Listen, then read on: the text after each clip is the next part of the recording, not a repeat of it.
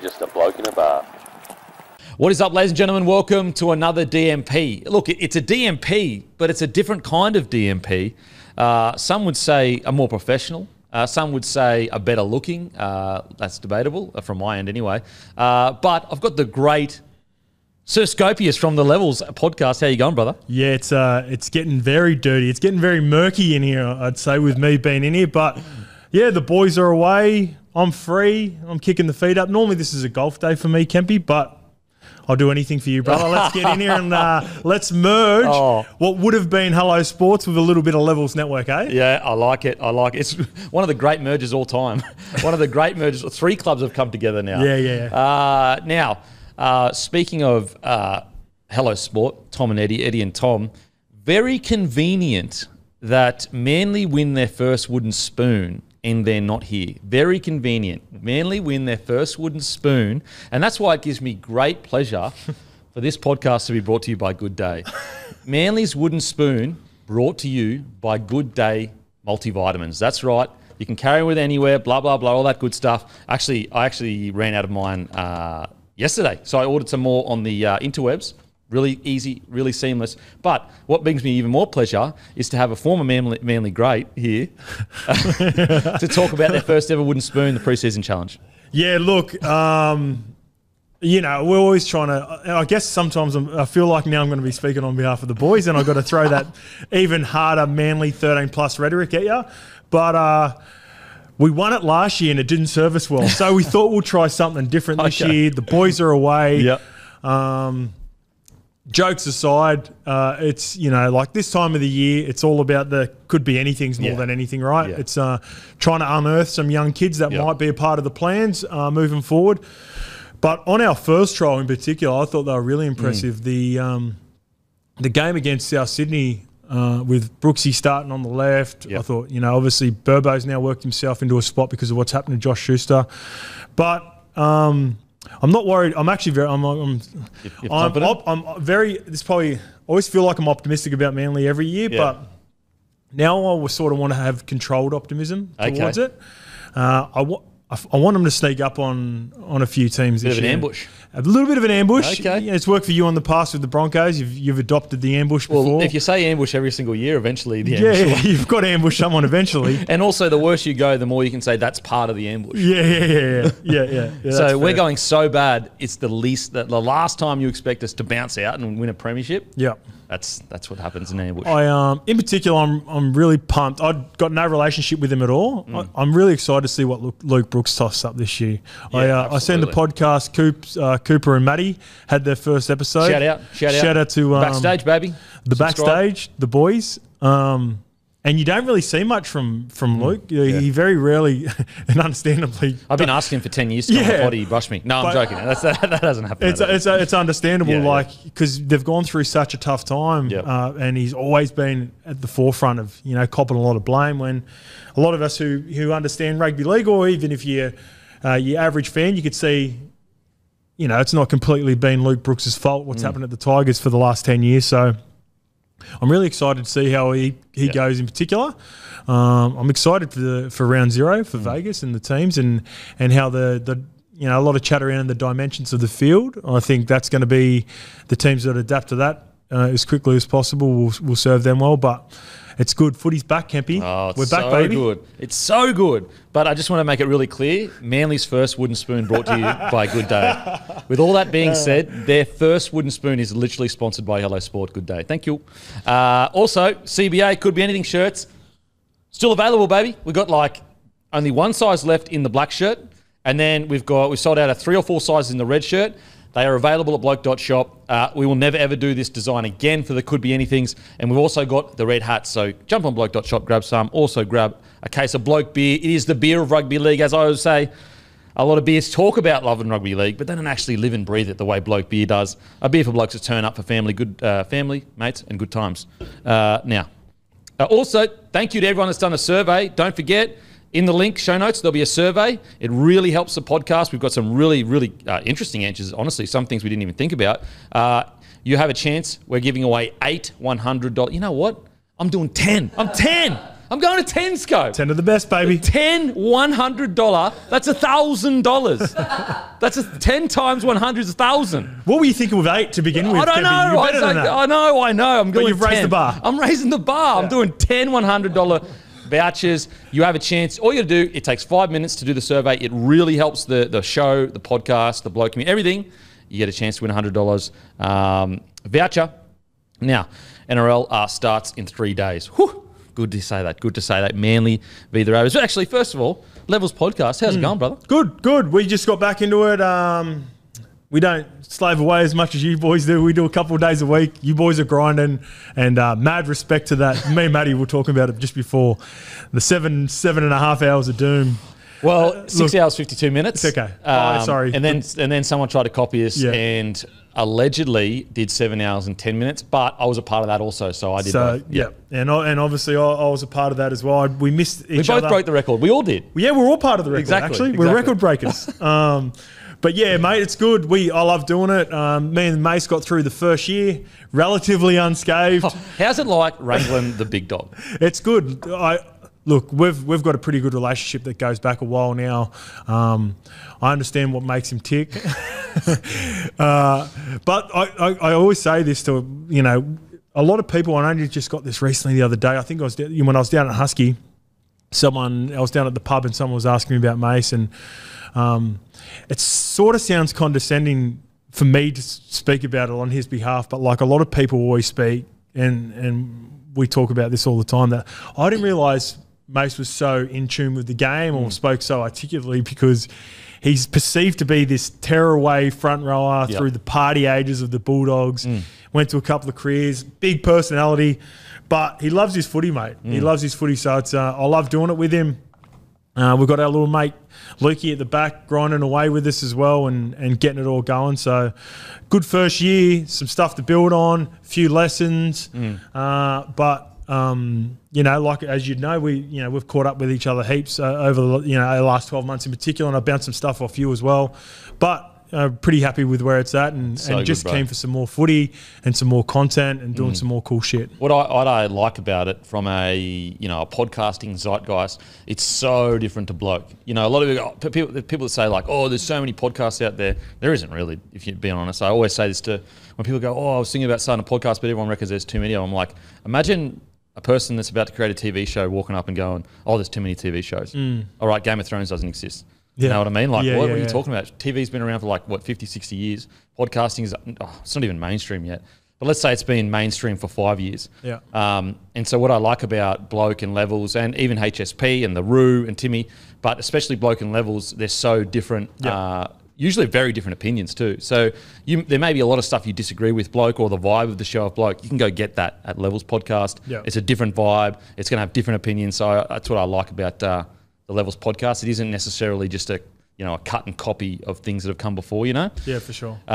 So go subscribe, guys. Go subscribe. Like and subscribe. Were you going to say anything, Matty, or are you just leaning towards that mic? I had a comment. Matty, just quickly. I had a comment because I told all our Levels listeners that I was going to be doing the show. Yeah. And the top comment with the most likes is, I bounce back and forth from Bloke and Levels basically on a Monday. So that's the beauty of it. I buy round as well with Jimmy Graham. Yes, buy round. I spoke to Jammer about it. I did the interview with him last year, and I think the beauty of what we're all doing right now is we've all got pretty unique takes. We're all different, come from different backgrounds, different level of play.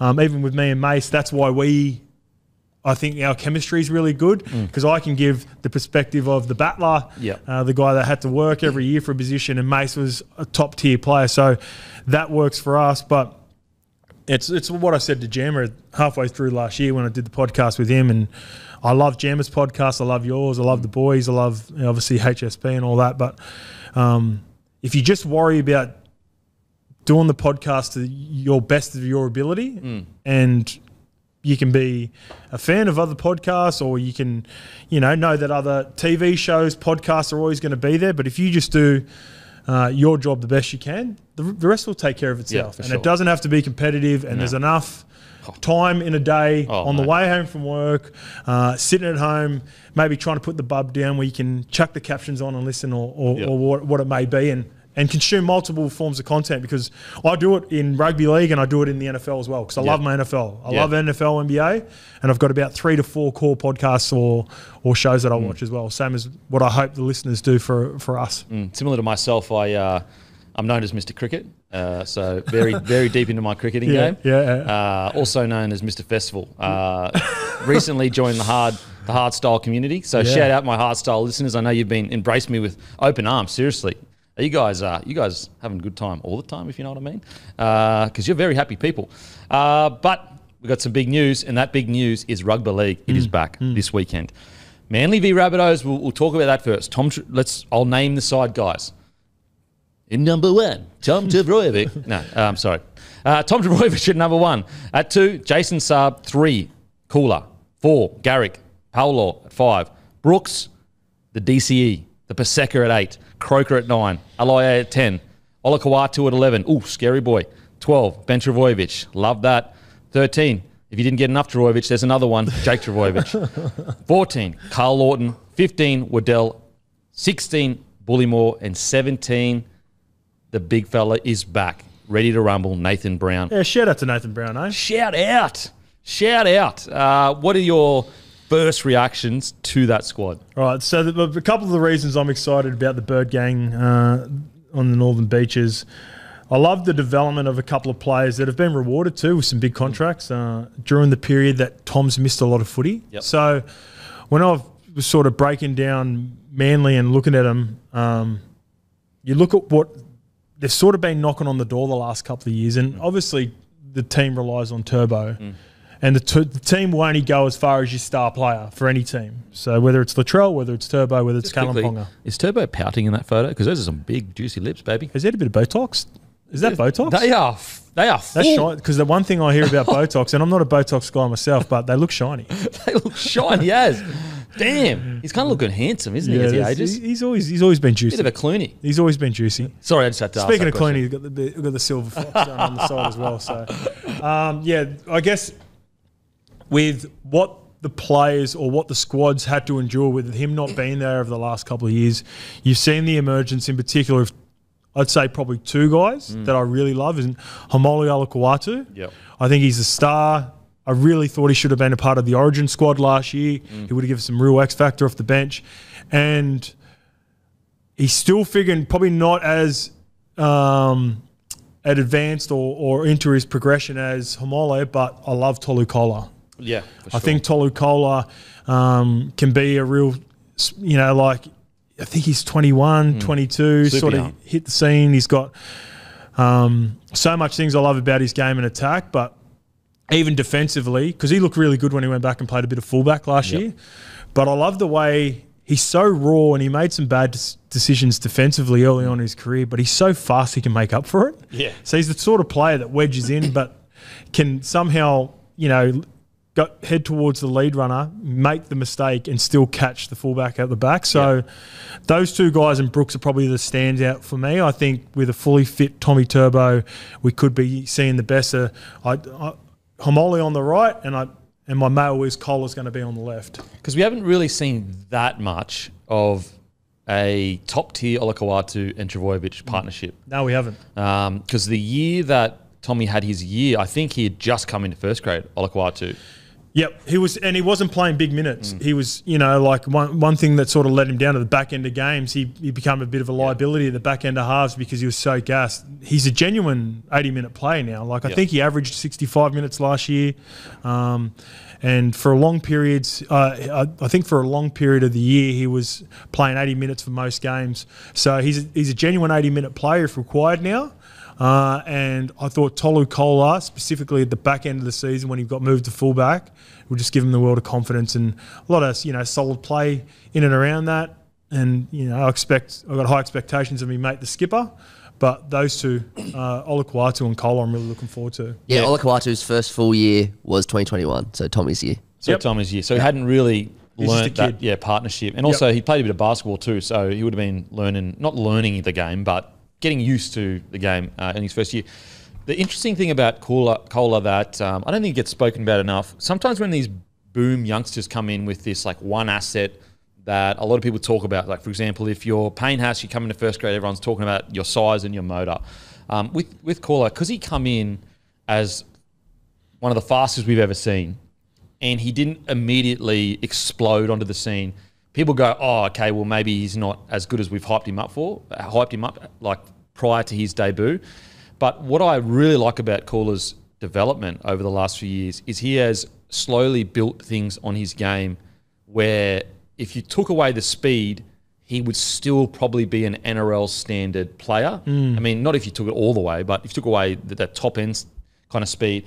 And how many rookies do we see come in and they've got either speed, size or whatever, and they get to their second, third year and they haven't really added much to their game. And by their second or third year, they're figured out that, people double team them or, in defence, people sit a little bit wider so they can't get in with speed.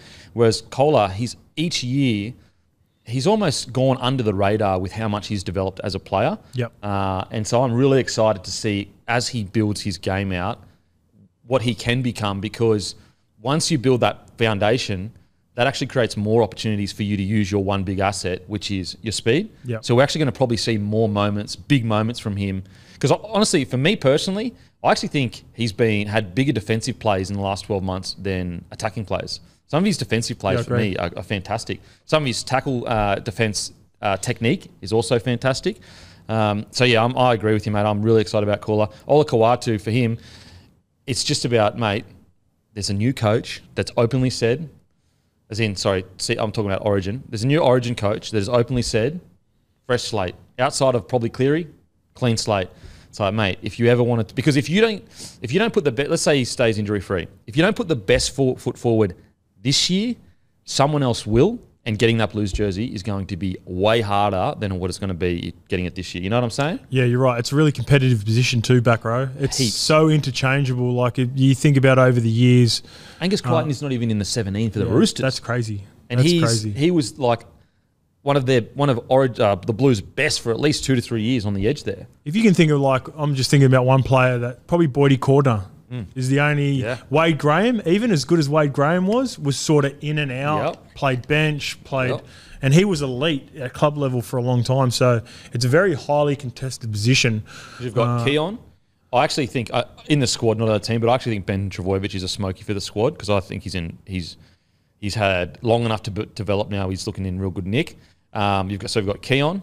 You've got Cam Murray, who might have to play there if Isaiah Yeo plays 13. Obviously, Liam Martin. There are a bunch of back rowers. Who else was there? Then you've got Satili. I'm assuming he could play for New South Wales. Yep. You've got Wong. I'm assuming could. Siu Wong, yeah. You've got even... He's got plenty of allegiances too by Siu Wong. Countries, let alone state. He could be available for both states. He could be the only player that's available for both states. He can represent 5 different countries. Really? Have you seen it? Because he's got I believe he's got a Chinese background. He played for Fiji already. Meet him in Tonga. Yeah, there you go. Tonga, New Zealand. Wow. Potentially, did he grow up in New Zealand? People will let us know in the comments. Matty, did he? I'm looking at Tupino at the moment. It is tough to say if he's because he grew up in New Zealand, but he did come over at some point. It doesn't specifically say though. Reading this, I'd probably lean towards not eligible. Not eligible. Okay. But I'll keep digging. Okay. You even got Nat Butcher. I know he's on the bench at the moment for the Roosters, but I thought he was their best player, one of their best players outside. I like the Butcher Bros. Yeah. Leilua, if he kills it at the Dragons, he's another guy on the edge there. I mean, there are so many good edge back rowers. I know we're forgetting one name that should be standing out to us. That we're Sorensen could also be a smoky. New South Wales edge back row. But you're right. I feel like there's a name that we're forgetting. Sewer obviously is a Queenslander. Papali'i is a Kiwi. Maybe Matty can look at the squads for the last. Look at the because Cam Murray throws out because he ends up playing edge back row. Ola Kawatu, I think. Have a look at the Tyson Frizzell. Tyson Frizzell. There you go. Tyson Frizzell. I knew there was a name that's been around that was sort of was escaping us.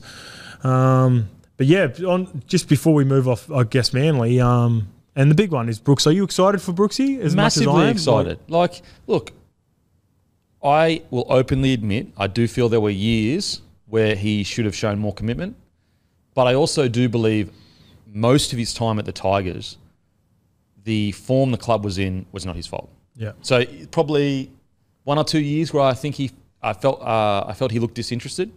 But then you have to ask the question, is that because the environment was so bad, so toxic? And people like to say, oh, you're getting paid $1 million. I get it. Like, yes, he got paid a big wicket. But it doesn't matter what job you're in. If the environment is bad, you are not going to be happy. 100%. And whether your pay packet is... There are people on 50 grand, 60 grand a year that were probably happier than some rugby league players on a big wicket each day. You know why? Because they went into work and they loved being there. They had a good environment. And I'm not trying to sit here and say, oh, woe is me as a footy player. I'm not saying that at all. I'm just saying it is human nature. If the environment isn't good, eventually it's going to get to you. It's draining. What do you got there, Matty? Just a couple of names going through. Hudson Young's another one. Oh, Hudson Young. Hudson Young, yeah. yeah. Yep. People would have been screaming that out watching it before we got that. Yeah. You got people like Ryan Madison. He wasn't in the squad last year. I'm just looking through the whole NRL. Even Sean Lane could be a smoky. Sean Lane, yep. Cartwright, could that be the Cinderella story? That'd be good for Brycey. He played so I'd be good happy in the for trials. Brycey. Plenty of names. Plenty of names. Very highly contested spot. And I think the main people he's competing with are Keon and Hudson Young. Because they're all relatively young. So if they get that jersey, going to be hard too. The thing is, okay, this is what I didn't get last year with the Blues. And sorry, we're already talking about Origin, guys. This is what I didn't get. If you were going to take a risk on Tavita Pangai Jr., take a risk on Olakau'atu first last year. Yep. Like, if I'm going to have a risk on one player, it's going to be the guy that has been playing really good footy for a pretty long period of time. Yes, sometimes he has a quiet game. Are you telling me Olakau'atu in the middle for 20 minutes isn't fucking scary as... If I'm a Queenslander, I'd rather... that's one thing I wouldn't want to defend against, is a Olakau'atu that only has to go for 20 minutes. 100%. Like, he's a guy that can play big minutes on the edge. But you're right, like looking at the substitutions in particular that Freddie made last year with it, where I think Stefano played 15 to 20 minutes, Tavita only played, around the same, like 25 to 30. Hamoli would have been able to knock you out easy. That amount of minutes in the middle, and then potentially give you flexibility out wide. And like, he's even a guy like similar to David Fafita. Yeah, you don't want to put him out there, but if he was even defending in the centres, like, what centre is going to run at him? No way. Especially if it's close to the line. The shape where they're like, run a block shape inside Hamoli, and centre will be like, nah, bro, that ain't it. Early ball. You know what I mean? 100%. I want an early ball. I'm not running no line inside his, So, there's a couple of names. It's an exciting game. And South's equally as intriguing. I will say that the one question I have about the Manly side is probably around the forward pack and its depth. Couple of injuries, and I just don't know how they're going to compete for a whole season. Like, if they keep this 1 to 17, if they keep, their best 1 to 17 on the field, I mean, their best 1 to 17, you could even consider putting Nathan Brown at 13, Jake Trbojevic and Paseka to start, bring Aloiai and Lodge off the bench, and that's a pretty bloody good, forward rotation. Yep. But that's the one concern I have is that when they start getting injuries, mid-year, towards the end of the year, are they going to have the depth to keep up with your top-tier sides at the moment? Now, you can make up with that with guys like Tom Trbojevic, DCE, Brooksy. Really, really interesting. You've seen teams, like, as we'll go through and we'll probably speak about, we'll compare our top 8s. I've got Manly at 8th because of that reason. Yep. When I look at my top 4 teams, I want to be 25 deep. Yep. I want to have a solid 17. I want to have 3 locks for the positions that might become available in the middle, halves, and in the outside backs. So like 20 to 21. Yeah. And then you want a couple of young kids, a couple of could be anythings that are just knocking on the door, that need an opportunity, that might play around Origin, that might play in the mid part of the year, that can kick on and potentially steal a spot for someone halfway through the year. Those are the sort of squad you're looking at. Yep. Manly, if Tom Trbojevic is fit, definitely one of the biggest dark horses in the competition. Easily. Like, probably the biggest dark horse. Okay, now, the Rabbitohs side. Big Trelly Mitt at the back. Alex Johnston, Isaiah Tass, Richie Kenner, Jacob Gagai, Cody Walker, Ilias, Totola, Cook, Kepi. Ooh, it's a reunion, baby. Kolomatongi, Arrow, Murray, Havili at 14, Host at 15, Moali 16, 17, Tommy Burgess, Tallis Dunk at 18th man, which I love to see. Obviously, they're missing... It's crazy how strong that side still is, missing all the players they're missing. I have got I picked Rabbitohs initially, but I'm getting more. I think Manly might come out because Seibold's a notorious fast starter in his coaching career.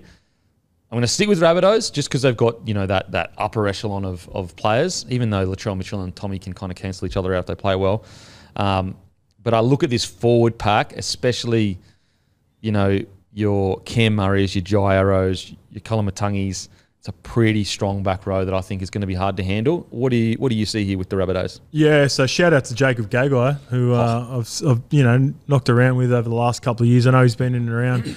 It's tough for guys like that, when you live in your you perceive to be living under your brother's shadow, and his brother was such a great player, but he's been grinding in the lower grades for a couple of years, so he gets a shot. How much is it like if you squint, it literally looks like Dan Gagai playing? Yeah. Like they just have same mannerisms and... Well, I play a lot of golf, and I see him at the coast all the time because we play at the same, we're the members at the same course, and I see Trellin out there all the time. And Charlie Mitt. The first time I was sort of seeing Gags, no shit, I was chatting to him for about a minute without giving it away. I didn't give it away. I didn't say anything, and I was like, that's not Dane.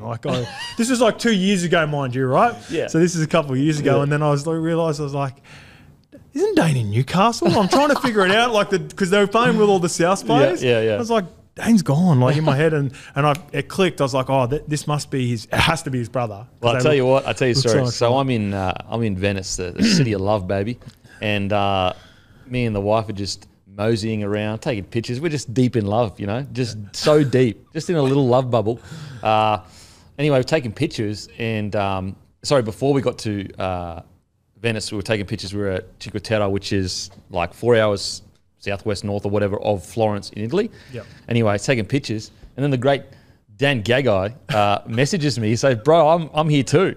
And so I had a red wine with Dan Gagai in the city of love, baby. How good is My that? wife, his wife, we all just sat down, had a nice wine, enjoyed a nice dinner together. It's great times. Italian Gags. Italian Gags. He was looking very Italian too. Had a bit of swagger about him too, Gags. He's a cool cat. He's a cool cat. He's one of those guys. A lot of the boys are cool, but even now, it's those moments are pretty good. Especially when you see someone overseas, it's always good to catch up with people overseas. But I still get a bit starstruck now. I went through a period where when you play early on, you're like, this is mad. Heaps of NRL players. Then you play. Yeah, and then they become familiar with them. Yeah. And then now life after as a fan, I'm more like, I see some players and then I'm like, it's pretty cool that I know that guy absolutely, now. Absolutely. Still relevant enough to I feel like to dab them up and they know some of your content and shit. I feel like that old dad that's like, hey son, know that guy. Yeah. Whereas you used to play with them all the time. You know what they're like because you've been in a system before. And you feel like once you do content with them, you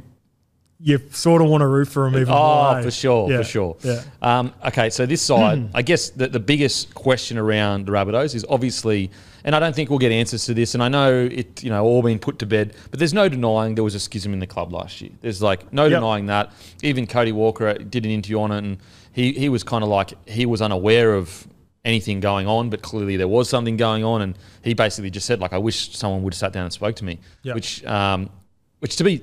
In Cody Walker's defence, that's 100% fair. If there is an issue, sit down with the actual bloke and have a chat to him and say, mate, this is what I don't like. But from all reports, it's all sorted. The Souths made quite a decisive decision and said, we're back in JD. Yep. But again, how often have we heard in clubs, it's all good. Then a few things go wrong in a season and they just rear their ugly head again. I'm not saying it's going to be the case this time, but there's a chance that this could happen.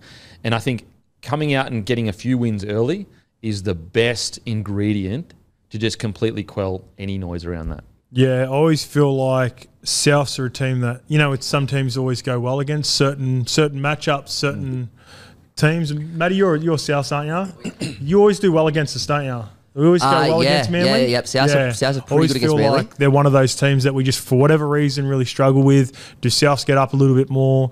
Does that sort of grow as we go on? We talked about number one for the Manly Seagulls. Equally, or was even more important now with the players that are missing in the outside backs is Latrell. Would love to play with his good mate, who's currently sitting out with a suspension to start the year, and I reckon Campbell Graham is a huge loss. Oh, huge the amount loss. of tough carries that he does every single game is You seriously cannot put a price on that. The reason, and people are obviously critical of Latrell when it comes out, when it's to do with yardage and getting out of his own red zone. Yeah. And that's understandable, but if I'm South Sydney coach or if I'm a teammate of Latrell's, different players have their strengths and weaknesses. So I don't care if Latrell's not the best yardage player or doesn't work as hard as, say, a Dylan Edwards, for example. You build a team around, because he's still a superstar attacking inside the 20. Yep. There's not many fullbacks in the game that I'd probably take over Latrell inside 20. Yeah. Like getting the pass right, plus the running being able to run over someone. He's a front rower with the ball skills of a He's so 6. big. So when you take that into consideration, the way you build around the team is important, right? So that's why I think Campbell Graham in particular, and not having Jack Whiten is really important, because Alex Johnson's not a yardage guy. Yeah. He's one of the best try scorers of all time, but he's not going to, dent the line on that first carry coming out of yardage. And Jacob Gagai's a rookie, and it would have probably been Tyrone Munro, who's a slider build. So I thought they were going to be very reliant on their centres to get back on play one and take that first carry. So that's my concern with them, and that's why I like Manly against them. But I'd be even more confident back home in Australia with the wider dimensions. Oh, yeah. I think it's really going to play. I think it's going to, and we'll find out straight away. Throw everyone off. In the first game, we'll find out. I reckon, I can't guarantee it, we'll see multiple kicks out on the full. I think opposite. I reckon they'll put a lot of them. They'll pull it up. So you're not going to see repeat sets in that. It'll be like what Nathan Cleary was trying to do in the Wigan game. Because it gets so short and slippery, what they do is they just don't want to give that momentum. So they might run it a little bit more on the last tackle, or sort of, he was dropping the kicks 10 metres short. Yep. And Nathan can put it on a dime, right? But I felt like they were doing that on purpose to negate a 7-tackle set. See, I reckon first game of the year, like Cleary is arguably the greatest kicker of all time, at least in top 5. I reckon players are going to get fatigued. Like Ilias is going to get fatigued. He's just going to go back into muscle memory. He's going to go bang, hit it like he normally hits it in every game. And it's you know how switched on you've got to be for 80 minutes to not go back into muscle memory. Yeah. But you're right. I do think a game plan, the intention will be, boys, let's just keep it in play, kick it shorter. If we lose 10 metres, we lose 10 metres. It's better than giving a 7-tackle set or out in the full. What do you think about the Cook, Keon, Arrow, Murray combination? Now, I know Olakau'atu, Ben Travojevic and Jake Travojevic are also, and Croker are also good, but I would say that Cook, Keon, Arrow, Murray together are probably a level above at this stage in their careers. Yeah, I agree. And the bench too is going to be huge coming on, like not being able to, I feel like advantage in the pack for sure. That's why the dimensions are really important to me, because I think it's going to be played through the middle, where probably favours South Sydney more. And then you bring on the big boys. You want to play direct. You want to play, look for quick play of the balls in and around Cookie. And if he gets a quick play of the ball and they want to play through the middle, then it's going to be advantage South Sydney. So again, like just quickly before we move off that, the tactic with the kicking, because I'm not the biggest fan of it, to be honest. Okay. I'm not, I've seen it being done over the last couple of years. And you're right, when you've got a team like Penrith and Nathan Cleary, because they did it in the grand final to the Broncos with those short dinks early on, and it kept the game in the balance. But it's a real negative way to play. And when you do have Daly Cherry Evans or Nathan Cleary as your halfback, fucking back him. Back him to get a repeat set, back him not to put it dead, or back your outside backs just to be competitive and try to get some footy back. So even though I think that will be the tactic, I'm not a big fan of it. And just on the South Sydney forward pack, they always sort of come out firing. It's clear advantage in the forward pack for me. So the X factors, I think it'll come down to the two number ones will decide the game. They're the swing players. Like if Trell turns up on, or if Tommy turns up on, it's just like. And I think Tommy will probably play more direct. Yep. I think how he loves to get in by the line, just one off the ruck and try to hopefully go one-on-one. How good would it be to see him just go straight into Trell at A or B inside the 10 if they get a quick play of the ball. So I remember in the World Cup. Manly. In the World Cup, Suoliti went one-on-one with Trell. Yep. and Trell got him. Yeah. And it was just like, Sully is huge, but Charlie was like, "There's levels here, baby. You may get here one day, but not yet. Yeah, not yeah, yet." for sure. But Tommy, even seeing like KP and Walshy go at it last year, like when you see 2 1s collide. I know Trell was playing centres for Australia at the time, but he is a number one. When you see 2 guys that are playing that fullback position, normally they come and clash. You're like, yeah, that's good to see. Yeah, when Reece and Ponga played, they both had like 2 or 3, try assists, line break assists. Like it was just crazy. Okay, yeah, I'm going. It's going to be a tight one. I've got Rabbitohs but definitely wouldn't be. It's put it this way. It's not a. It's a pick 'em. Like just quickly before we move off it. Tallis Duncan. I'm a big fan. Love him. I'm surprised he didn't make the 17. I think look, we spoke about this on the season preview. With the Rabbitohs, it's kind of like the way this was my opinion with Tallis Duncan. They're here to win a premiership, correct? Like, yep. This year they should be trying to win a premiership. They're in a window. 100%. Jackie Whiten doesn't sign for unders unless they're trying to win a premiership right now. So with Tallis Duncan, he's in the best 17. I think we all agree with that. But do you want him peaking around round 14 or do you want him peaking heading into finals footy? And that's why I reckon it's smart that you ease him into the year because rookies, as we all know, usually get towards the end of the year and they are just done, like just battered, especially in the forwards. So I reckon you time it so he's peaking into finals rather than getting into finals going, holy shit, this first 4 years is a bit too much for me. What do you reckon? Yeah, I like that. That's what I was talking about before, right? When you look at your squad, I want a strong 21, and then it's got to extend to 25 at some point. And there's, I like it when a young player comes in and takes a spot. And I was more looking at rookies, but I can understand that because he's about 10 games into his career. Oh, yeah, not much. Coming off the bench as well. He would have, come not even 10, I don't reckon. Halfway through the season or whatever. So, and he was a real tough period for him too last year when they weren't winning games after starting so well. So, I can understand that. I can see that happening. Yeah, seven games all off the bench. 7 games. Yeah, all off the bench as well. But doesn't he remind you of Keary Murray? Like, just a battler. Yeah. Pretty good sort too. Question. Do you think, obviously they went Havili over Mamazelos and they went Jacob Host over Tallis Duncan. Do you reckon that has anything to do with, stacking the bench and the team with bigger players because of the smaller field? Do you reckon that has anything to do with it? Potentially. I love Havili. I reckon Havili's so underrated. Every team he sort of goes to, he makes them better. He's a real underrated guy. When you would have noticed, Matty, like when he misses games for them, it's that pocket rocket off the bench that can play. He can play front row. Yeah, like he's a hooker that can play front row, which is so valuable. It's like the cheese. Yeah. The value that cheese brings to a team, and he's probably not the caliber of cheese, but I do think he's super underrated player. I reckon. Mamazelos he'll almost have to earn his right into the team. So it's going to take an injury or two. Then it's going to take good form. But then for him to basically say to the coach, we need to change arguably our whole setup to fit me in the side.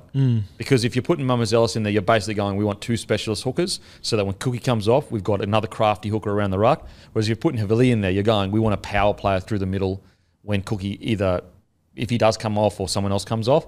And also, it's a super long year. You don't want these rookies, unless they are breakout guys that just have absolutely forced their way into the side, you just don't want to gas them out. Plenty of time. They've got plenty of time to Mamazelos is in a tough position. He might require like something to happen to Cookie. Like you don't want anyone to get injured, but like I don't think a combination of him and Cookie like to your point, Cookie could play 80 minutes, right? You just go out and play 80. He's fit enough. He's one of the fittest in the comp. And then you just bring Havili on in the front row or lock. The only way I'd see... That's what he's got over Mamazelos. The only way I'd see, as I said, the only way I'd see Mamazelos and Cookie being in the same team is if as the coach has gone to Cookie and said, sometimes we feel like we don't get enough out of your running game because you're being conservative to play 80. Yep. And he's going, mate, give us 30 minutes of just helter-skelter, like full, we take you off 10 before half-time, we keep you off 10 after half-time, give Mamazelos, we get to a rookie, but also he just offers a different point of attack with his craftiness. And that's what I mean with, you're basically changing your whole game plan then. Yeah, and you don't want to lose the kid as well in a period of... And he just re-signed for a few years. Cookie's last couple of years, So there's no way he's re-signing for a few years unless he's been told, mate, you're very, very close. Because why would you sign and be in Resi still? Yep. But yeah, what a game. Can't wait. So you're going Manly? Going Manly. 1 to 12? Going to Manly, yeah, it's going to be close. Yep. It's going to be very close. I can't see a blowout, despite filling in for the boys. I'm not going to go chucking out 13 pluses willy-nilly on the first episode. I'm going 1 to 12 Rabbitohs. I'll go Rabbitohs, but bloody hell, I'm nervous. Bloody hell, I'm nervous too. Yeah. It's a coin flip. It's a coin flip. It genuinely is. I'm getting a building vibe. In saying that, I did the same thing last year with Manly. I was like, I feel like they're building towards something special, and then fucking look what happened. Yeah. Okay, Broncos, Reece Walsh at 1. Woo! 2, Jesse Arthurs. Tony Staggs at 4. Selwyn Staggs at 3. Cobbo 4. Mariner 5. Mam Reynolds. Jensen at 8. Walters 9. Haas 10. Pierre Cora 11. Ricky 12. Paddy Carrigan. Paddy Get On Me Hair Boys Carrigan. Tyson Smoothie at 14. Baker 15. Kobe Hetherington 16. Xavier Willison 17. Some notable admissions. Corey Oates and Martin Tapua. The OGs. The OGs. So they're gone the opposite of the Rabbitohs. Yeah. Could have started the young kids, got the OGs in the extended squad. Thoughts on this Broncos squad? Yeah, strong, mate. Strong. When I was breaking down the teams at the start of the year, going through, I thought, look, they've lost so many key players, as in starting 4 out of their starting 17 from the grand final last year. I was like, it's probably going to have an effect. And then I watched them play the trials and I was like, holy shit, like, so much depth. No, like, disrespect to a couple of players that have moved on. Probably specifically Herbie, because Herbie was the best centre in the comp last year. Thought that was going to be tough. But Selwyn, I'll throw this to you. Like, I said this to Mace the other day, and I think this might have been, I don't even know if it was on the pod, it was just off air. Selwyn looks disinterested at times on the wing, and it reminded me of Hamiso 2 years ago at the Cowboys. You know when Hamiso was either played fullback, but then he was getting used sparingly, and he does shit so easy that you sort of go, he doesn't care, right? It's not the fact that he doesn't care. He's just not in the game as much as he wants to be. So when you see him playing centres and he's getting all this ball and he's more involved, you're like, oh shit. Like that was a comparison that I had. And you watch Hamiso at Dolphins last year and Origin and Australia. He clearly cares and he does shit so easily, but he's just not as engaged in the game when you play on the wing. So now you bring him into the centres, and I think we're going to see a whole new Selwyn Cobbo. Yeah, look, I love Selwyn on the wing because I actually think wingers are becoming more important than centres. But to your point of how do we get Selwyn more engaged, if it is moving him into the centres, then we do that. Because there were times where, especially in defence, where he'd almost just like be totally clocked out of the game, and he'd, poor read would happen, and you'd be like, bro, what was? But then he would come out and do a chip and chase and score a try, and you'd be like, what the hell? He's the biggest concern with Selwyn is his defence. We know, attack-wise, he's one of the best in the competition. He's still only 21 years old. Like 21 years old. Like their backline, Dean Mariner, he's like 20. Reece Walsh, 21. Tony's the OG, and he's what, 24, 25? 25, 26, maybe 26, 7 at a stretch. Look, he's between 18 and 35. And so it's just going to be defence. That's the only thing. It's going to be defence. Make sure that he's not making crazy reads and jamming him when he doesn't have to. But if he can sort that, imagine you run out and you look up and Selwyn Cobbo's smiling at you across the thing. You're just going, could be one of those. You know why I like this matchup? I'm not as concerned about it because I think this is going to be a physical battle. Okay. So I think where he can get himself in trouble is lapses and fucking not paying attention, right? Like these examples of watching him last year, like I'd be so confused where he'd drop a bomb that he'd super easy, just standing there with no one around. And then he'll leap over someone, catch it one hand, flick it behind his back, and exaggerating, but like he'd do crazy shit, and then you'd just be like, "How did he drop that other one?"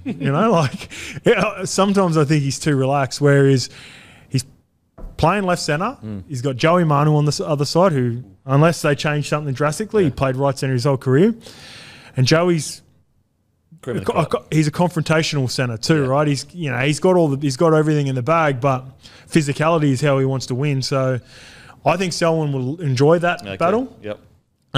Maybe worry about him against lesser teams. Yeah, true. That could be the problem for Selwyn, as they play a team where he's looking over and it's not an international or not an Origin player. Maybe he goes, probably still going to score 2 on him anyway this game, or set up a couple. But yeah, I thought it was going to be Dean Mariner at centres. I've heard massive raps about him as a centre coming through the grades, but I can see why they've got Selwyn in there. And the other tearaway who's looked, I've always been, probably halfway through last year, really hit my radar. Been a fan, but Brendan Piakura, and no disrespect to Kurt Capewell, this is who I was mentioning before, but he could be an upgrade. And I love Kurt Capewell. Yeah. He's been a winner everywhere he's gone, but it's only trials, but fuck, he looks sharp. Look, he could be an upgrade as long as Ricky picks up the slack of leadership that Capewell left. Yeah, okay. I don't think that as long as, he's not going to be as good a leader as Capewell was straight away. But he's 24 now, which is still so freaking young.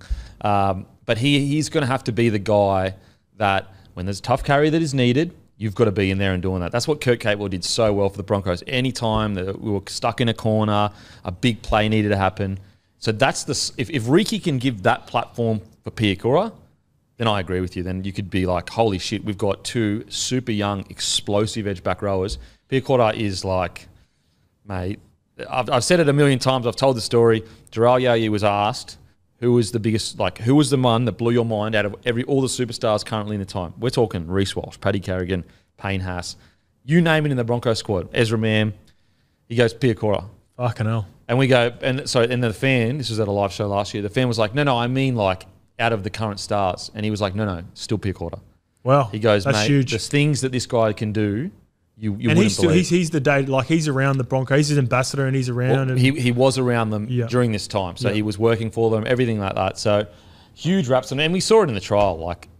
I know he strained his knee, so hopefully that hasn't affected him having his round 1. Yep. But we saw it in the trial. His footwork is unbelievable. He can hit in defence.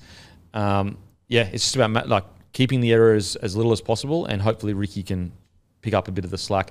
But another guy, Reece Walsh, the obvious talking points, incredible superstar, but it's my boy Ezra Mam. Yeah. The same people that were rapping you last year, writing the headlines about how great you are waiting for you to have a bad year. Yeah. So it's about... Now you got the pay packet too. Exactly. So it's about building on that year.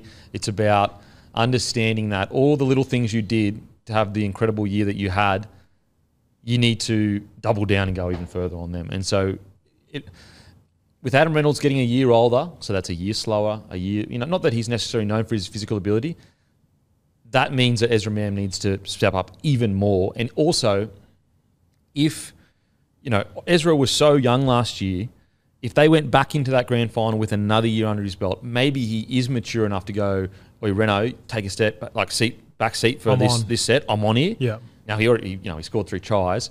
So I feel like, as a guy that has been given this, longer-term contract with the Broncos, anointed as the next half, it's a real opportunity to begin building that foundation as the half. Yeah.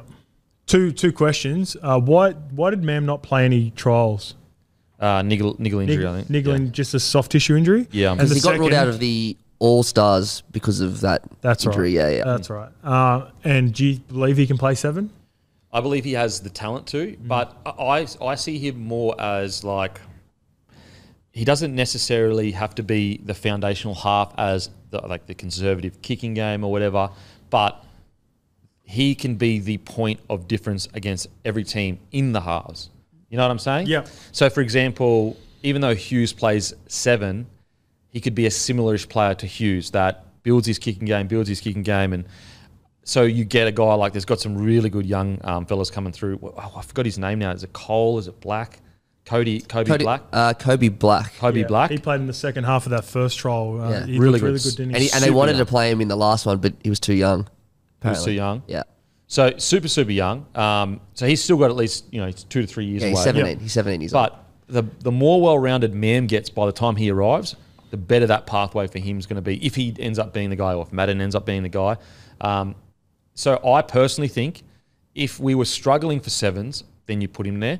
But if we're not struggling, 6 is absolutely his best position. And he can be the best 6 in the competition. I agree. I think 7 and 6 is overrated. I reckon as in you can build just depending on, similar to what you're saying there, my example is for years that when I first started at Manly, Foz was the 7, Ches was the 6. Yeah.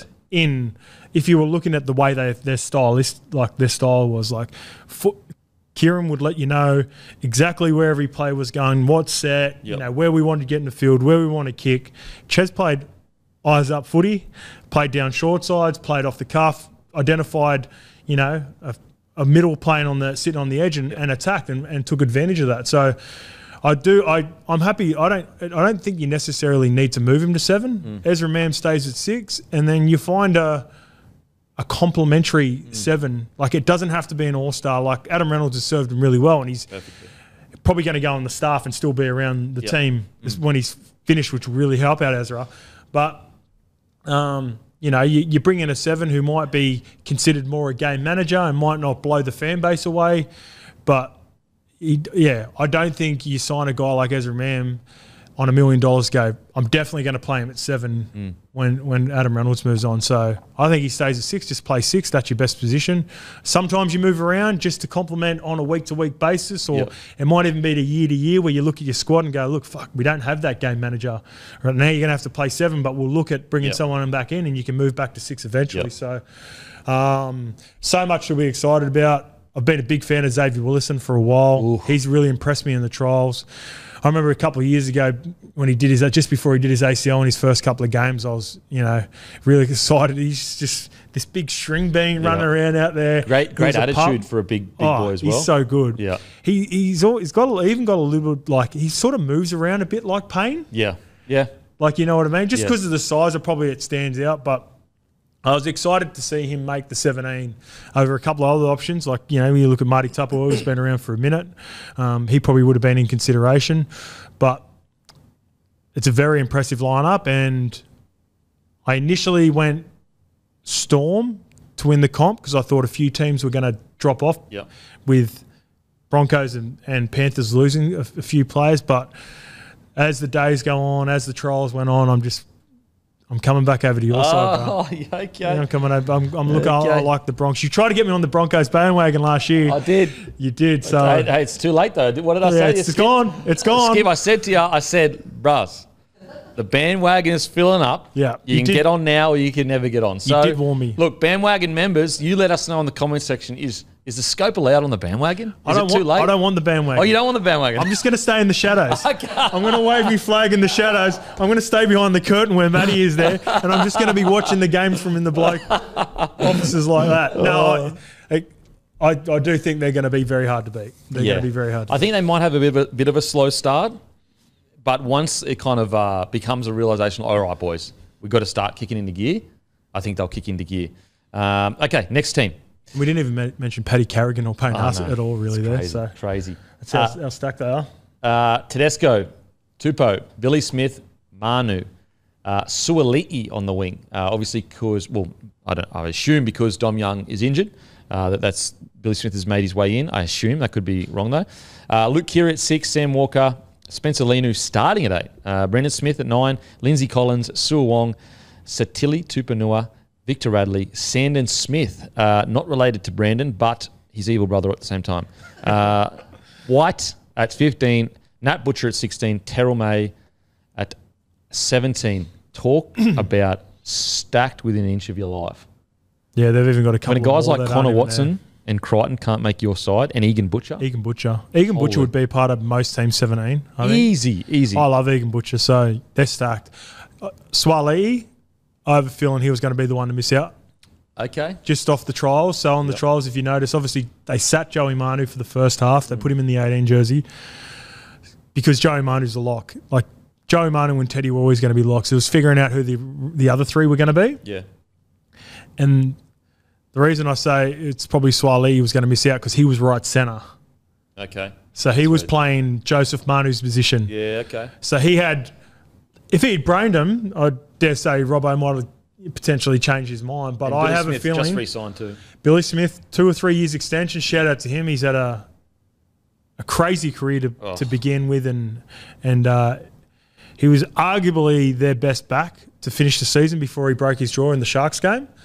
And then obviously Dom Young, you don't sign him from Newcastle with the expectation that he's probably going to play reserve grade New South Wales Cupper on the bench. So it looked like it was going to be Suoli'i. So who's a better winger, you reckon, Suoli'i or Young? I would have had Swaliti and Young. Over Tupou. I don't want to hear that sacrilege. You love Tubes. I know you're a big Tubes guy. I'm a Tubes man. You're a huge Tubes guy. He's their best winger. He has been their best winger. In probably their club's history. They've had some really good wingers. But if I'm looking at their team as constructed, you're going to a grand final now, tomorrow. You picking Tubes? Ooh, that's a tougher one. Yeah, because I want to build into the season with the kids. Like they've got age on their side, right? So you can build in. Probably grand final tomorrow. Like just say if this is a grand final tomorrow, probably I'm going Tubes. Yeah, and the other two are going to have to figure it out. Wrestle off. Billy Smith might even miss out in the grand final. I might go more X Factor and truck Swaliti in the centres. Yeah, and Dom Young, but yeah, maybe a wrestle session. They always bring out the best in the boys, like the Broncos did just before, getting ready for pre-season trials. Good stuff. Yeah, so that was my feeling. Did you know that? They were wrestling for captaincy. It was so good. I love that shit. Oh, I know. I love that shit. I not only don't worry about it, I froth that shit. Oh, so do I. Like, I've been around boys and, you know, like if you do it, as long as it doesn't lead into full-on fisticuffs. Yeah. It's on grass outside. It's no one else. It's the boys. It's the boy. Who gives a shit? Yeah. And, I've been involved in a couple myself, so whenever I see the boys getting after it, I love it. So, Luke Keary just re-signed too. What are your thoughts on the Sam with Luke? Is this the last year where it's like no longer can we go, does this partnership work or not work? Well, I probably would have said that originally if they weren't already losing, looks like to be Joseph Manu and definitely Swaliti moving on, right? So they're going to lose a fair chunk of their salary cap and some star power in the outside back. So the Roosters could be in the biggest window out of any team. If Joseph Manu does indeed go over to French rugby, Swaliti heads off. Jared Hargraves is in his last season. Tubes, who knows with Tubes? They extended him by a year, I believe, but Tubes is getting a little bit older now, and I can see a world in which he goes over with his mate. Like he might head over with Skiddy's on the staff, Sean Kenny-Dell's on the staff over there. Willie Peters is an ex-Rabbitohs. Might have played for the Roosters. So at where? Over at Hull KR Super League, or could something like that could eventuate. But yeah, it's a real. They've got so much star power and they're so deep, but then there are players moving on. And Mace always likes to say, "Iron sharpens iron." That's good when you've got maybe a vet that's 100% got his job and a young kid's pushing you. When you got players that probably are more established now in Connor Watson and Egan Butcher, who probably like 60 games in, 50 games in, and go, nah, fuck that. I want to be playing every week. Yeah. You know? That's when you can, if it's not going the right way, Angus Crichton, shit. More specifically though, Luke Keary, Sam Walker, has it been a success or has it not yet? No, obviously. So how many more years do you give this a try? Well, I think both players can play. Well, I think Sam Walker's got one more year. Sam Walker's got one more. I think Sam Walker's got one more year to figure out if they've extended Luke Keary. Yep. Luke Keary's been around for a minute. There was talk around. They've always had chat around the halves. I think this is a big make or break year for Sam Walker. Yeah, wow. And I just don't. And it might not necessarily be Sam Walker's fault. They're probably the opposite to what I was saying before. They don't marriage together well. Yep. They'd probably. Both those guys could exceed running a team and having an X factor like an Ezra Mam or Cameron Munster. Obviously, those are elite players that probably go good with anyone. But if they could direct the team a little bit more and have that six that plays off the cuff, because I have a feeling, even though Keary's in the six jersey, they both want to run the team. Yep. They both want to be hands-on. And there's so many players in that team that require the footy. Yeah, it's a tough one because as soon as Sam Walker came back last year, they started scoring points. Whereas before he wasn't there, they were struggling to score points. But at the same time, then you've got also, risky plays, errors, all that kind of stuff. I do think this is the last year to work out whether Walker and Keary work.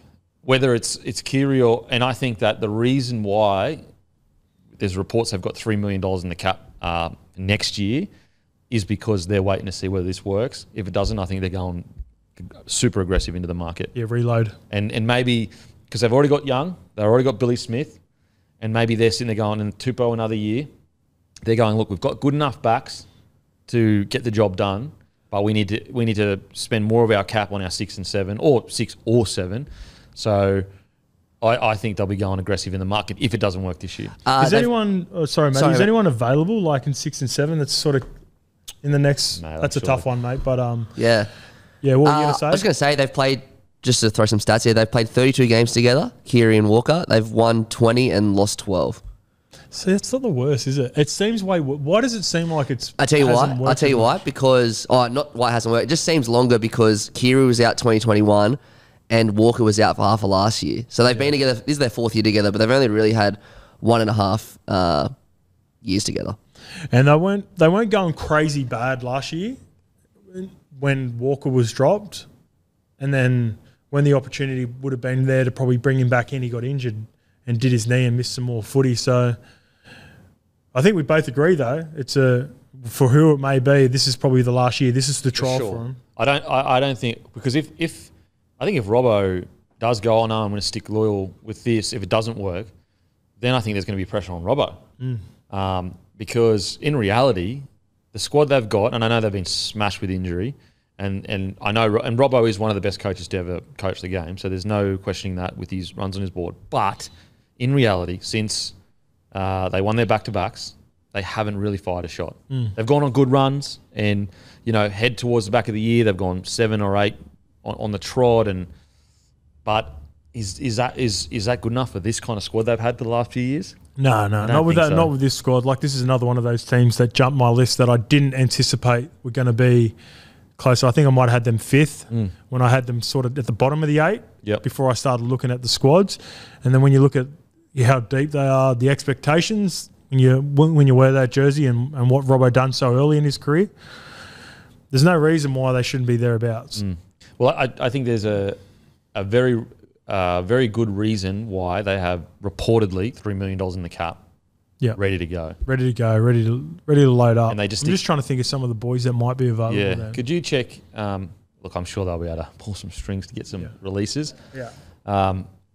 I'm sure there are some guys you got out to there. Look a year in advance too. That's the tough thing when you start looking at all these. So maybe they're even going with the extension of Keary to 25. Maybe they're aiming for 26. Yep. Because that would be way easier to get. There'd be some half that's coming off, 25, 26 that's high quality, I'd assume. For sure. And so maybe they're aiming for 26 to bring in if it doesn't work out. So maybe they've got it longer than 12 months. What I will say is, though, like Sam Walker and Keary, if it does click, like if it eventually does click, because like even though their record's good, I've never really walked away from a game going, geez, that Keary Walker combination has been like unbelievable. Yeah. Kind of even like I've walked away from some games going, geez, Luai, Cleary complement each other, or Ezra Mam and Renault, unbelievable combination.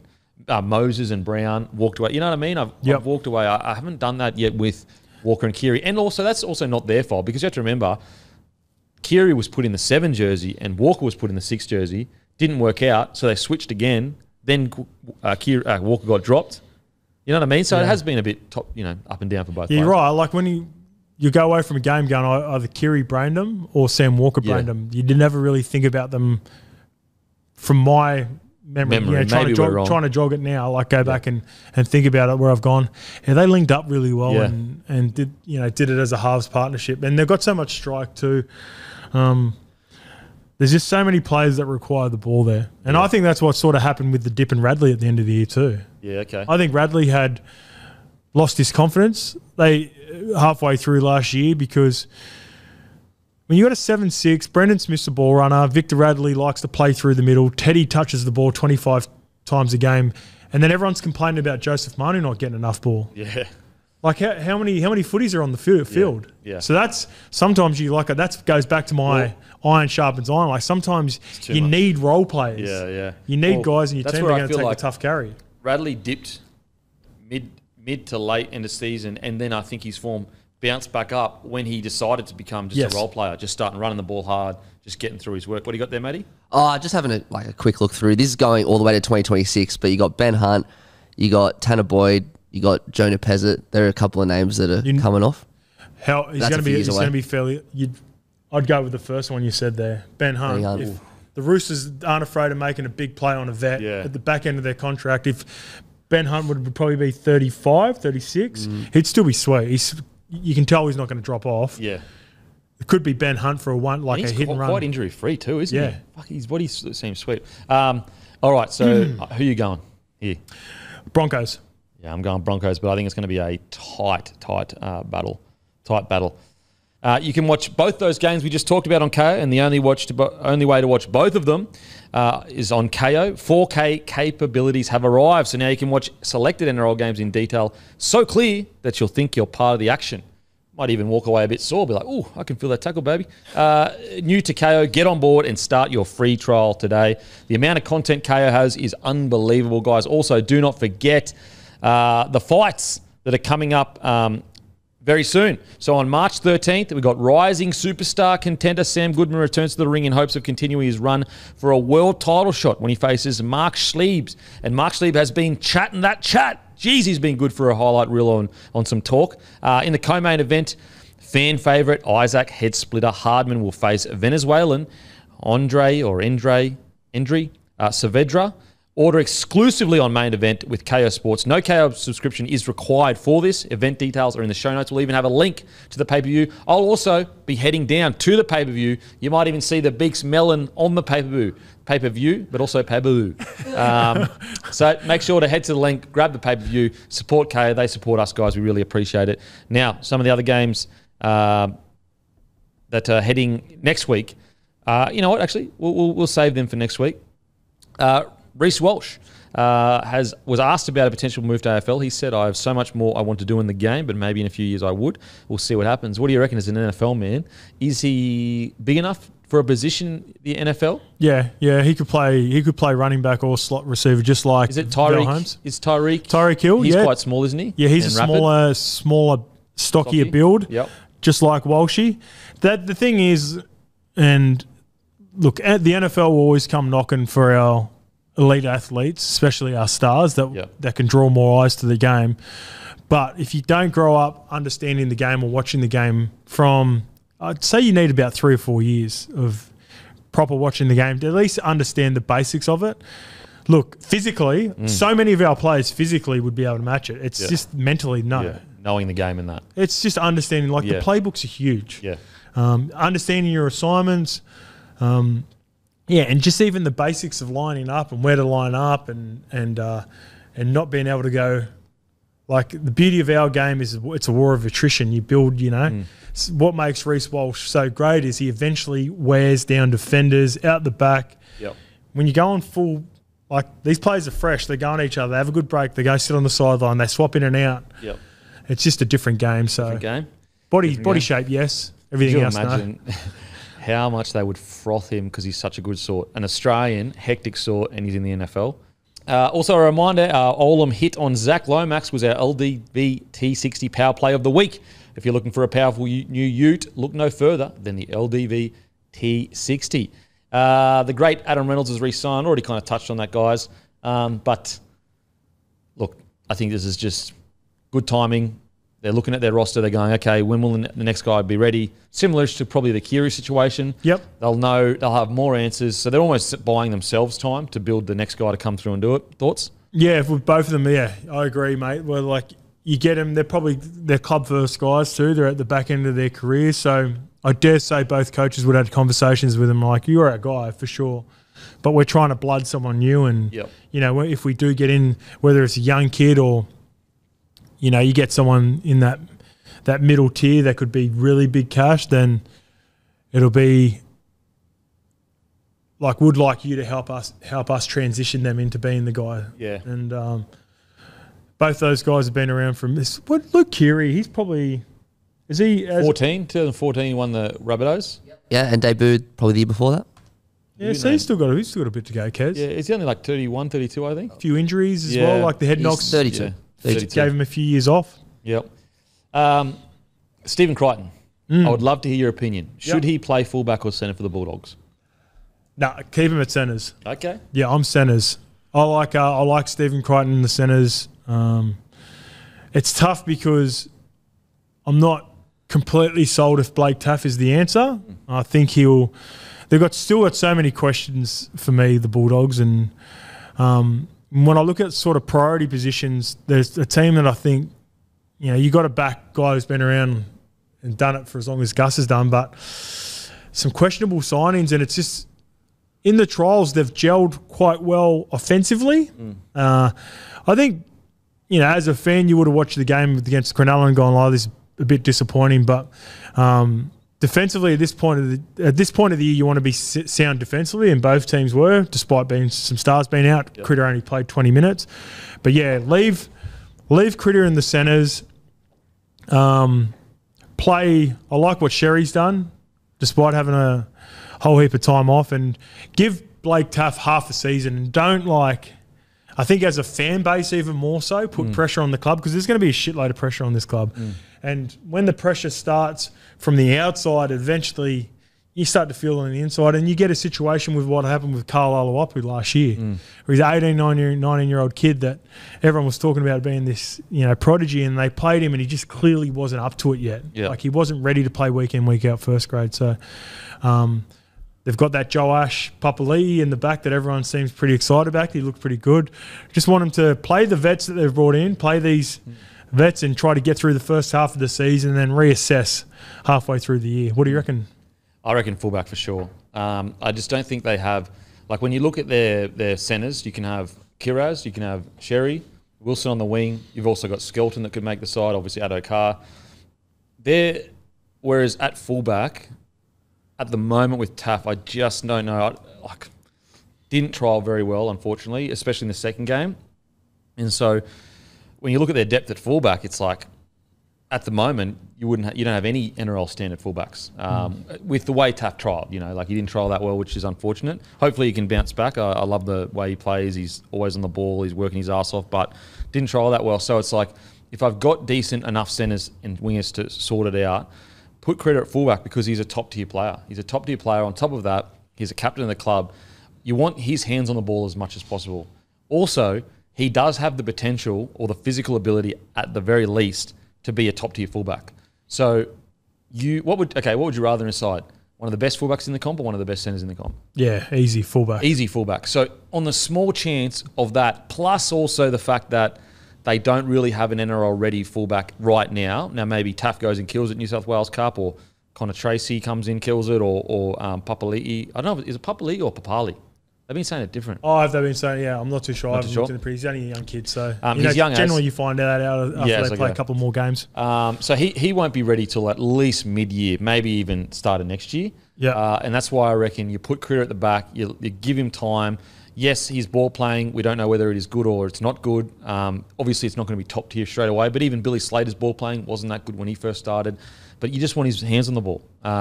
Would you be more open to Connor Tracy if Connor Tracy was healthy and playing fullback? At the moment, if I'm going to put Critter at centre, I'm putting Tracy at fullback for sure, because you've got a bit of ball playing there. And you've seen enough from him? Seen enough from him for sure. Again, though, I would still, with the outside backs trialling so well for the Dogs, I would still lean towards putting Critter at the back, just because with a team that lacks superstar players, he's a superstar player in a key position. Until they get a player that can play in that key position to a certain level, I just think he's the best option. Well, I assumed they were signing him for fullback originally. Yeah. And I think that was a lot to do with people trying to create the narrative that Critter left the Bulldogs to play fullback when that wasn't true. Yeah, well, I was more looking at it from a Bulldogs standpoint, and they clearly hadn't had a fullback there. Yeah. And if you're going to pay that much money, it's similar to the way I talk about if you're going to pay for Joseph Manu to go anywhere. I can understand Roosters wanting to hold on to Joseph Manu, but if I'm the Dragons and I sign or I go after a guy like Joseph Manu, it's to play fullback. Yeah. And it's probably the same reasoning that you're saying there with Critter. So I originally thought Critter was going to play fullback, but then once they did sign Taaffe and probably Connor Tracy, who are probably more suited, or I've seen more from them at the fullback position, then I thought, all right, well, Critter must be staying in the centres. Yep. And it sort of conditioned me to him being in the centres. You're right, because I'm sort of now leaning towards your way a little bit more with the mindset of you've got to find out if he can play fullback. I've got my, just in the few times that I've seen him play, I'm like, he just doesn't look like he suits it. Yep. But he's going to be there for a long time. I think the risk outweighs. Well, what do you got to lose? Exactly really? right. Like, you're not playing finals footy this year. Not like Doggies fan. Like, hope you do, but I don't think so. You've got to find out if you do indeed have a premier position locked in that you can start looking at other positions because... And that becomes cheap then too because they were talking like $700K. In this new cap, it's not that much. That's great money for a fullback if he ends up becoming an elite fullback. So I can understand the thinking there. I have a feeling they'll go tough to begin with. Tough, okay. And maybe they'll do the opposite where they'll give it, 8 to 10 games going to the origin period and then see how, in particular, tough is. See, if they go that route, I'm keeping Critter at centre because clearly it's like they fully see him as a centre, and I am keeping a very close eye on. Is it Josh or Joash? Joash. Yep. Papali'i, and I'm bringing him in mid-year rather than putting Critter back because it's like, well, what's the point of putting Critter back when you didn't even think he was a good enough fullback to pip those boys at the start of the year, and you're not making the 8 this year most likely. So you give as much game time to a guy like Papali'i, who is an out-and-out fullback, looks like a really, really good young player, so that next year he's already played 10 to 12 games in first grade so he can hit the ground running next year. Whereas if you put Critter back there, then you go into the next season going, does Critter play fullback? Still the same question. Does Papali'i play fullback? So, yeah, look, can't wait to see. It's a massive headache. It's a headache for the Bulldogs. When I was looking at their team, trying to figure out their best team a couple of weeks ago, it's probably the one that I had, multiple guys where I was just like, who's gonna play what? Who's gonna do what here? And there were no clear answers. You worry about other teams' depth, but at least your predicted 13, you feel like you're going to be 90% right, 95% right. I reckon. No idea. I had no idea. Yeah, the Bulldogs. same. I had no idea. Even the lock, back row position, centre position, halves, fullback. So what if you do play Critter, whatever position Critter plays, what the other positions look like? I don't know. It's going to be a real interesting start of the season for the Bulldogs, and there could be a whole heap of pressure on early on. Oof. Bulldogs fans, stay patient. All right, here is Horo's top 8 prediction. Yep. At number 1, the Brisbane Broncos. 2, Storm. Panthers 3, Cowboys 4, Warriors 5, Roosters 6, Rabbitohs 7, Sea Eagles 8. Sea Eagles 8, yeah. So, again, going back to the squads that I've talked about, I had a system to figure this out too. Yep. So walk us through the system. It might differ from how you view those players in those positions, but this is how I viewed them. Okay. So I went through and I did a 1 to 17 rating of what I value, what positions I value the most. So it was, for me, it's having a class 1, 7, 6, who your elite and go-to front rower is, and hooker and lock. So if you can sort out at least 3 of those positions, you're generally going okay. Maybe 4, if 5 you're elite, you're one of the better teams. And you look at Penrith straight off the bat, they've got that. So, for instance, for an example, my fullbacks were in my opinion, the best fullback in the game, Reece Walsh, number 1. So he gets 1 point, and the lowest score determined from all the positions added up was going to be the 8, and that's what I got to. I ended up moving. I moved one around. I moved the Broncos. Oh, really? Yeah, I had the Storm, and I moved the Broncos back up because I was just like, no, I feel like the Broncos just off just the gut feel and some of the other positions, but I'm interested to see how it plays out because it was different to my initial top 8 that I had. Okay. Yeah. With the system. Okay. With the system changed. A team out of the 8, which was Parramatta. Yep. I had Parramatta in the 8 originally. Okay. It pushed Parramatta out. It actually pushed Manly in. Yeah, I was going to say, so the Manly's a big call because you're not including then this top 8. It might, honestly, I think it might be the hardest top 8 to ever make since I've been watching the game. Yeah. Because basically at the moment, there's no Knights. There's no Sharkies. Then you've got teams like Titans, Dolphins, Para. The one that might cost me too, well, the one position that can swing the other way is I loved what Hopgood did last year, but at lock, I had him further down. When I started going through all the locks, I remember looking at it going, fuck, I can't find a spot for Hopgood here. And he ended up dropping. Whereas I think he's got, after only watching a couple of trials now, top 5 at his position. he could be that by the end of the year, which could drastically bring Parramatta up. But I had him so far down with Joey Lussick, which really tailed them off. Yep. And Gutho was sort of mid-tier, you know, Mitch Moses and Dylan Brown were up there. I had Brown to win Dally M 6 of the year, in my opinion. 3. I had Brown at 3 for 6. So you had Munster, Mam, Brown? Yep. Munster, Mam, Brown. Yep. Yeah. sounds about right. So the Seagulls at 8. That's probably the most controversial call, I reckon. Well, that was heavily loaded, and that's dependent on Turbo again. Turbo, yeah, okay. Like, if fully fit, and I didn't take injury into... I just looked at like who I thought, if they were all playing for a full season, who was going to be the best of their position. I had Turbo 2. Okay. Which drastically, you know, shot Manly up, because then you got Ches for me is 2 in halfbacks behind Nath. Jakey's mid-pack. Luke Brooks is mid-pack. And then I think Croaks was lower down the bottom. Lachlan Croker and Taniela Paseka was their front row. He was right down the bottom as well. That sort of dropped the rankings. But it was just interesting. Like I don't know if it's going to work, but it just gave me a bit of a theme to play on this year and see if the value that I have on these positions matches up at the back end of the season. So another controversial call, Cowboys at 4. Yep. Thoughts on that? They had a lot of like really in between 5 to 10 players. Okay. So like Drinky just in that 5 to 7, Tommy Dearden in that 4 to 6. Chad Townsend was closer to like the 10 mark. Ruben Cotter, I had him in the top, 5 to 6. Reece Robson, same. Yep. So they didn't have stars. They didn't have an out-and-out star in their team, but they were super consistent across the board that lifted them a bunch of teams that might have had an elite fullback like Latrell was like top 3 for me. But Lockie Ilias was further down, and Cookie was up there. But their front rowers were Totola, or I couldn't figure out. Where would you? Okay, if you put Warriors at fullback, RTS, how far up do you think they would have gone? They would have jumped inside the top 4 probably. They were at 5, weren't they? They're 5 at the moment. Yeah, and I'd say, would you say RTS is the best fullback in the game? Where would you put him? In the rankings. So I had, and this is how good the fullbacks are in the game. I had Chansey around like 10 or 11. Yeah. And if RTS is definitely top 5. So we'll try and knock them off like Walshy, Kalen, Latrell, and Turbo. Yep.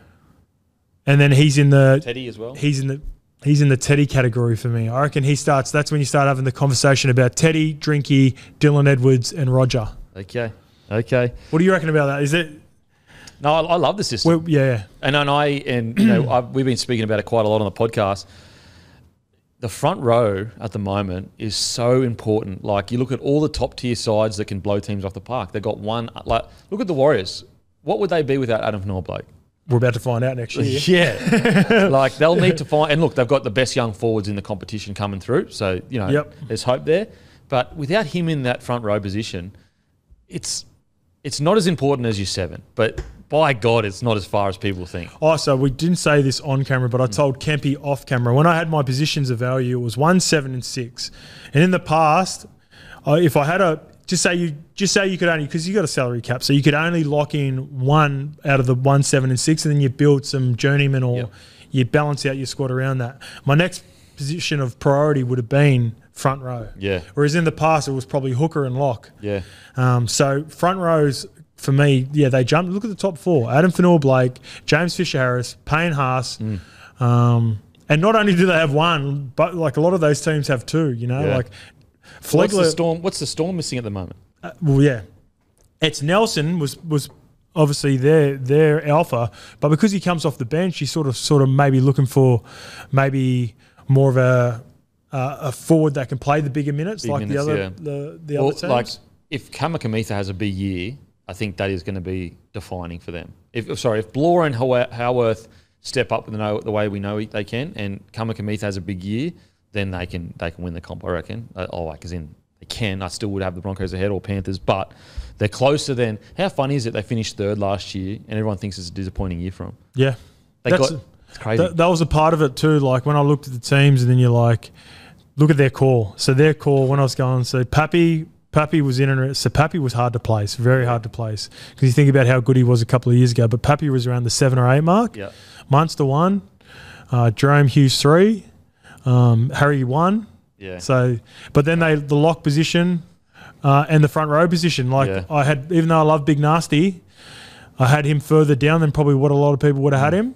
Just because he plays not as many minutes usually. Like usually averages around 30 to 40. Yep. And Josh King's a tearaway, but he's a typical Melbourne Storm player. Yeah, he's more of a front rower now. Anyway. Like if he is. It looks like they're going to move him into the front row. And if he was playing anywhere else, he'd probably just be like just a good battler. Good battler. Yep. But he probably exceeded everyone's expectations days last year. So they dropped a few points. You can't fill every position. This is why it's hard. Yeah.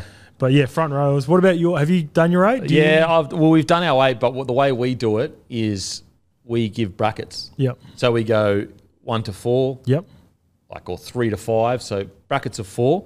How much did yours differ from mine? So basically, look, the hardest one for me is the one team that I'm really unsure about is Sharks and Knights. So basically, my top 8: Penrith, Broncos, Storm, Roosters, Rabbitohs, Warriors, Cowboys, Sharks and Knights for me are the 2 sides I think they're the swing teams that are battling away. But then you've got Eels, Titans could be a smoky with the great Desi Hasler.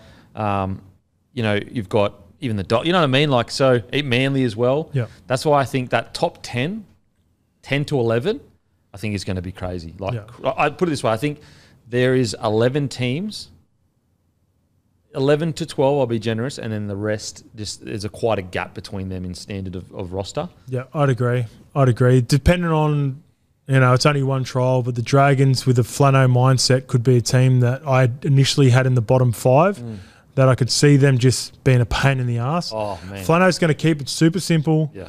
If they run the way that they did, like that left edge, if they just fire up and run into teams like they did in that trial, I know it's only the Tigers, but still a lot of question marks around some of the Bulldogs, Tigers. They fight for the 8, the first 10 or so rounds, and then fall away because of injuries, fatigue, all that kind of stuff. But not fall right away where they're getting towed up, most likely. But they'll still be an absolute pain. You'll be at Penrith and you'll go down to, Wollongong and you'll win fucking 16-14 or something like that. Yeah. The depth for me is the biggest concern. Whereas all the top tier sides, like you look at, for example, the Warriors forward depth is insane. Like some of the young guns coming through, and then you look at the Broncos depth. So even teams like the Dolphins have pretty good depth in crazy depth. Guys that probably won't play every week. Jared Wallace's, like who they go with: Jared Wallace, Mark Nichols, Ray Stone, Ray Stone, like all those sorts of players. So if you've got a solid 21 or 22, you're right. I think that's where some of those other teams may come undone, but we'll see how it goes. We'll see how it goes. That's it. Done and doosted. Make sure to grab a CBA shirt or grab a case of bloke beer. It's the beer of rugby league. Rugby league is back, guys. A beer for blokes to turn up for family mates and good times. Make sure to subscribe to Levels Podcast on Apple, on Spotify. Leave reviews, all that good stuff on YouTube as well. It's a great point of difference to bloke, guys. A really good podcast. Thanks for joining us, big fella. Round 0, famous Brisbane Broncos, Manly Seagulls, Dubs, and then we'll flow into round 1 after that. Thanks for having me, brother. Sweet. Getting a love nose beak thing. Thanks for coming on, brother. Boom. Done. We'll go fuck ourselves. Thank you.